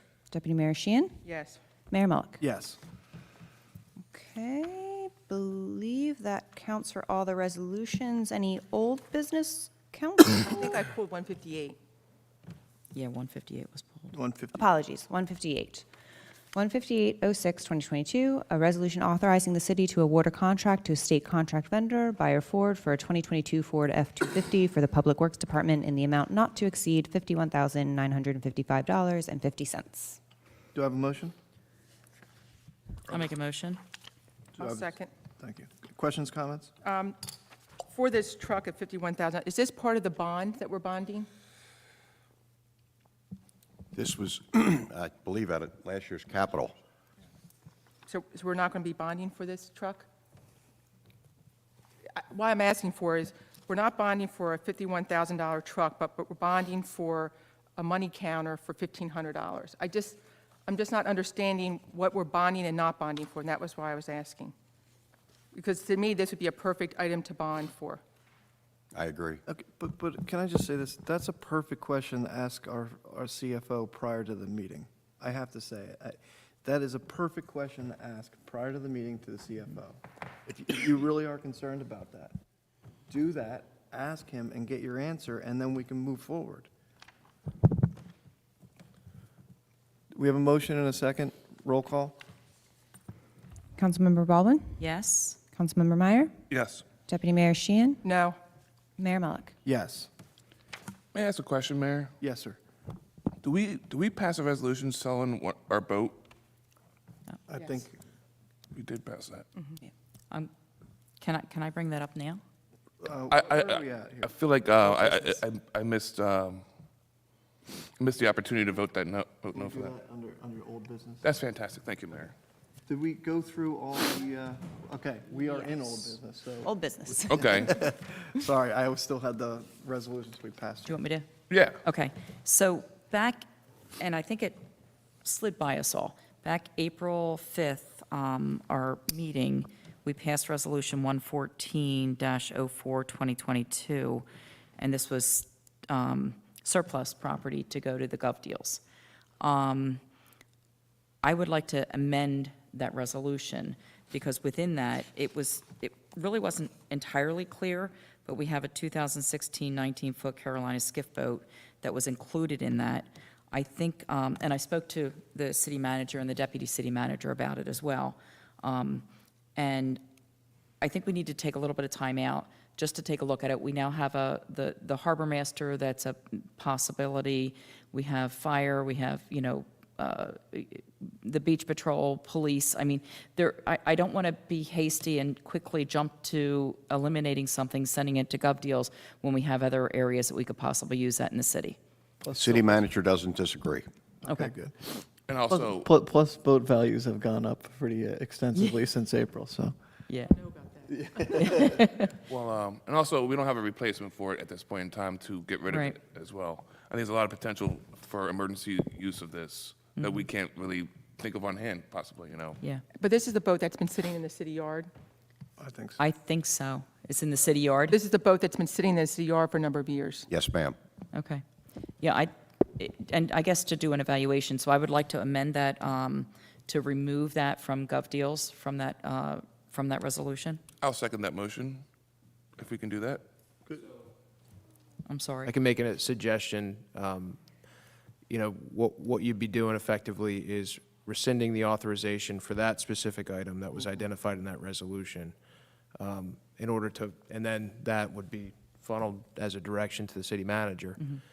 It can be maybe not a motion to amend the resolution, but just to rescind the authorization in that resolution for that specific item. And that can be reflected in the minutes and direction to the city manager. Perfect. Okay, We don't great. vote on it.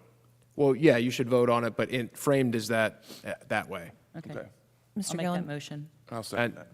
I just have a procedural question. So would this be just an oral resolution that they meant memorialize at the next meeting? Or is it okay enough to have it in the minutes rescinding that? It's okay if it were a greater amendment to that resolution, I would say let's do a full-blown resolution. Okay. But because it's such a minor carve-out of just an item that was in an exhibit to the resolution, just make sure that we note that clearly in the minutes, that that's what we did at this meeting, so that anybody seeing that would know that you did it. Okay. Perfect. Thank you. So I'm Float sorry. everybody's boat? Was there a motion and a second? I apologize. Yes. Yes. I'll second. Okay. Councilmember Baldwin? Yes. Councilmember Meyer? Yes. Deputy Mayor Sheehan? Yes? Mayor Mullick? Yes. Thank you. All right. Good job. If I can just add clarification real quick, and this should be clarified or confirmed with the CFO's office, but council did authorize at last meeting ordinance 470, 2022, and that was the bonding ordinance for various 2022 capital improvements. And it mentions it's Roman numeral 2, vehicles and equipment acquisition and installation is applicable of equipment and vehicles for various city departments, including but not limited to electric police vehicles, utility trucks, a backhoe, vehicle maintenance equipment, and road repair equipment. I think that's what the city managers were thinking of when we were discussing that. Okay. So, okay, then if that's then how can we put a resolution out to buy it before we approve the capital for the bond? It's from last year's capital. Okay. All right. Any old business otherwise, council? Okay. New business, city solicitor? Nothing to add, Mayor, thank you. City manager? Yes, Mayor, as we attended today, a funeral for Joe Picard. Last meeting, I asked everybody to keep him in your prayers. Now keep his wife in your prayers, Julie, as Joe went to his next level in life. He's hopefully in heaven now, so may God continue to bless him. Thank you.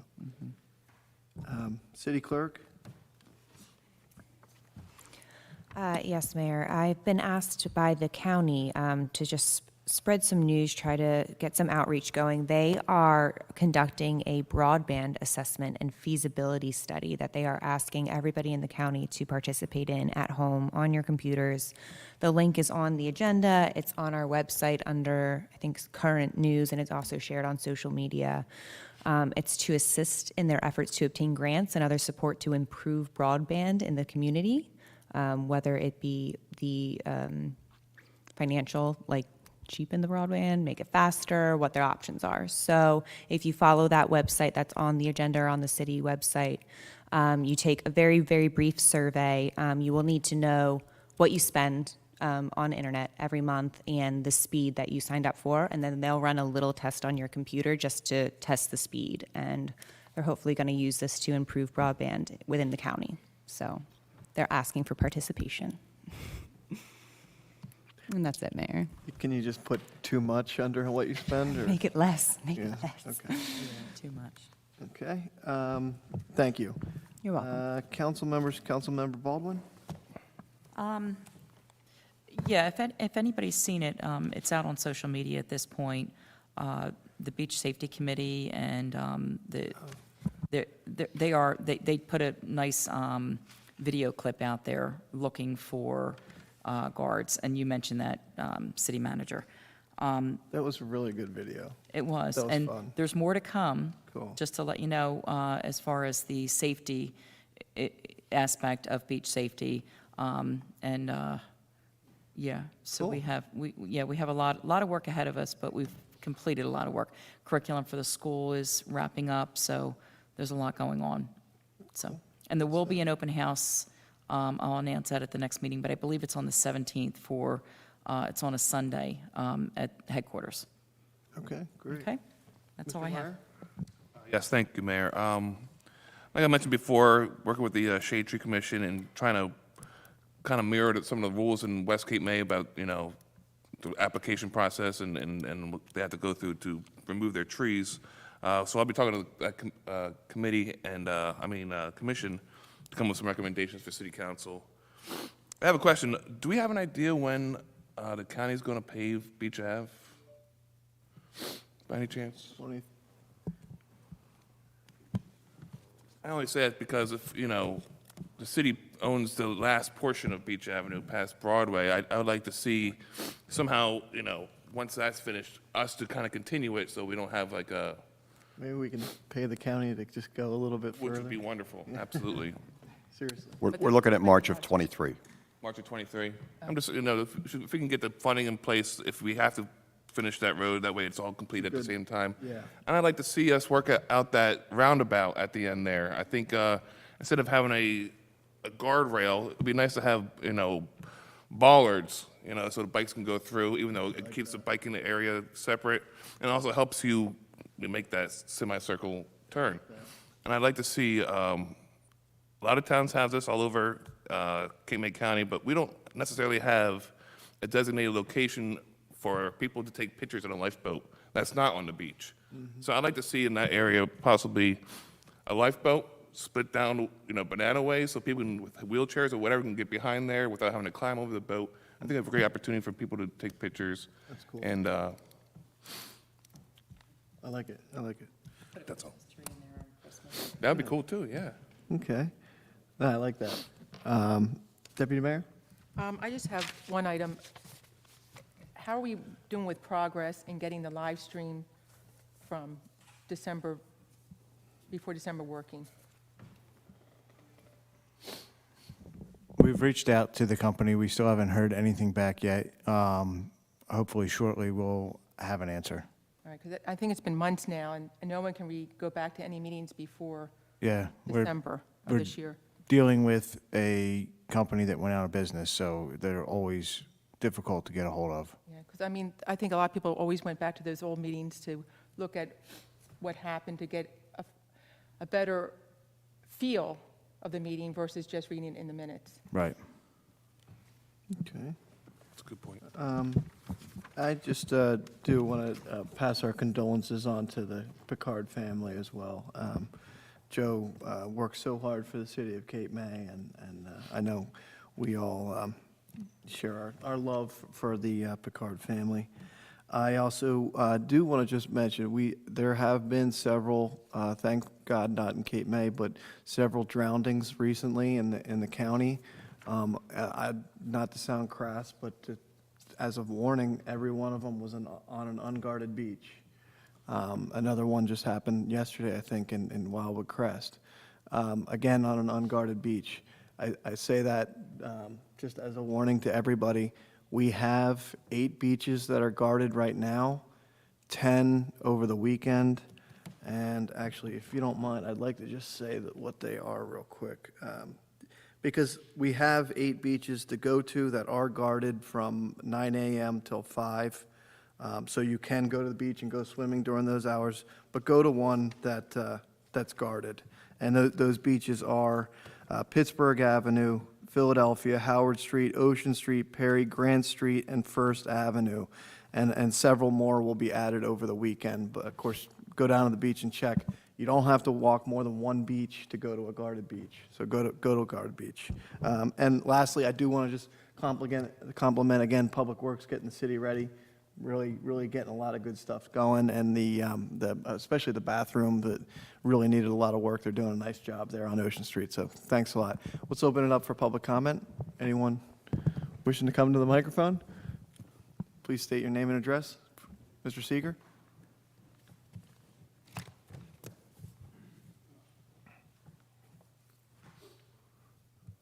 Bill Seeger, Vermont Avenue. My question is actually for the city manager regarding the bathrooms. You mentioned the Poverty Beach bathroom and investing some public works energies and I'm sure money into that. Is that being done next, or what's your process for doing different bathrooms? Excuse me. Yes, that's next. As soon as they finish up Ocean Street here, I've asked them to go down there and start refurbishing that one. Okay. I have a suggestion, and frankly, it's based on personal observations. The bathroom at Trenton Avenue, which is very similar to the one at Poverty, and the condition of it is almost identical to the one at Poverty, because I've personally been the beach tagger at both Poverty and Trenton. I can tell you it gets 2 to 3 times the volume of people using it. That's where I would put my next energy, is at Trenton. It's just a lot more people are using it. A lot more people could benefit from the improvements that you could make to it. Yeah, you can do what you need to do at Poverty, but I would tackle Trenton next. Well, thank you. We'll take a look at that. Also at Trenton Avenue, I think I made a suggestion before about putting those changing rooms behind there so that we can keep a lot of people out of the bathrooms that are not using the bathrooms, and the sand, which I think creates a lot of issues. Mr. Roush? Jules Roush, 1010 New York Avenue. As one who has been in line for hours during an evacuation of a hurricane situation, I'm concerned that what's happening with Cape May and the increased number of visitors, if you look at the NOAA predictions for this year, they're really quite frightening. I think those of us who live here in the city know what we need to do early enough that we're going to be out of harm's way.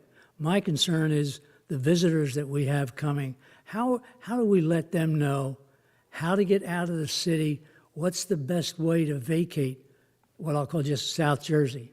It's a serious concern, and all you have to do is sit for 4 or 5 hours in a line, and I won't be in a battery car, but those who are, they're going to be parked along the side of the road. So It's a very it's a important frightening question. thing. As we get ready for the summer season, of course, hurricane season coming up, I know just today we, of course, appointed Eric Brzezinski as having sat in on several of the OEM meetings. It's an obvious thing that comes up all the time. One, social media, and by the way, we do have checklists on all of this. Hey, we have an evacuation. What's the evacuation checklist? And that starts a week before a hurricane comes. Now, of course, you don't always have a week, but so I will say I've looked at those records and the checklists that they have. It's impressive when it comes to cleaning out sewers, cleaning out storm drains, all those types of things, and storm preparation, because obviously, the preparation is first and foremost. But down to, and I'll just answer one thing, was even going down Lafayette Street. As all of us know, one of the problems you have there in front of Riggins where it floods, which, by the way, they've been working on again, and I think have actually found a good solution with the county. But having both directions going out of town, so you don't have to go down Sydney and around. You just go straight out of town. So anyway, that's a minor example, but I can tell you that they do have an extensive checklist. But getting the information out is key. And I know at our previous high tide, they were testing all the high tide sirens, which we hadn't done in quite a long time. I know the new text messaging system that the chief has been working on does get information out to the public pretty quickly, and as well as social media. I don't know if, Chief, if you want to add anything to that in regards to emergency preparedness, but I can assure you this is a very important topic for us. No? Good? Okay. Okay. Thank you. Mayor, may I make Yeah, a go ahead, comment? Referring to Mr. Seeger's comment, I totally agree with you. Work at the bathrooms that are most used.